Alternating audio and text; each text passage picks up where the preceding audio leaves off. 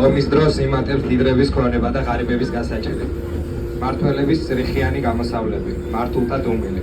ზემდგომები მშვიდობაზე ალაპარაკდნენ და უბრალო ხალხი მიხვდა, ომი იწყება.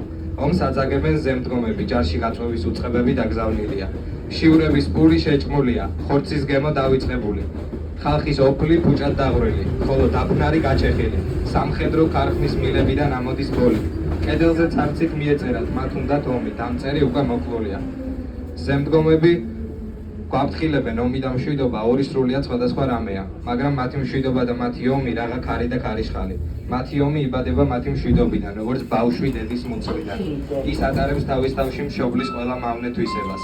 მათი ომი მოკლავს ყველას, ვისი მოკლაც ვერ მოასწრო მათმა მშვიდობა. ზემოთ ამბობენ, ეს გზა გადის დიდებისაკენ. ქვემოთ კი ესმით, საფლავებისკენ.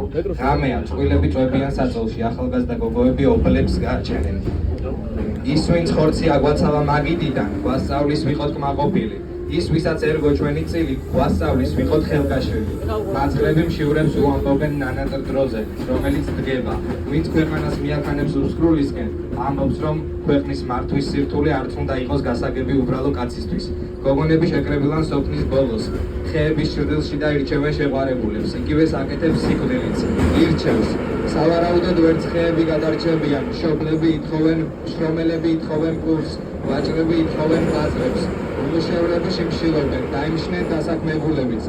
და უცებ ყველა ჩაქნეული ხელი დაკავდა, ისინი დაღმებს ამზადებენ. გენერალო, შენი ტანკი მძლავრი მანქანაა. ის მოთხრის ტყეებს და ასობით ჯარისკაცს გასხლეს, მაგრამ მასაც აქვს ერთი ნაკლი, ჭირდება ტანკისტი. გენერალო, დიდად გამოსადეგია ადამიანიც, მას შეუძლია კვლა და ფრენა, მაგრამ მასაც აქვს ერთი ნაკლი, ადამიანს შეუძლია ფიქრი. 1938-1941 წელი ბერტოლდ ბრეხტი ომის ანაბანა გერმანელი, ქართველ დაკვრა ზოია ტრადიანი.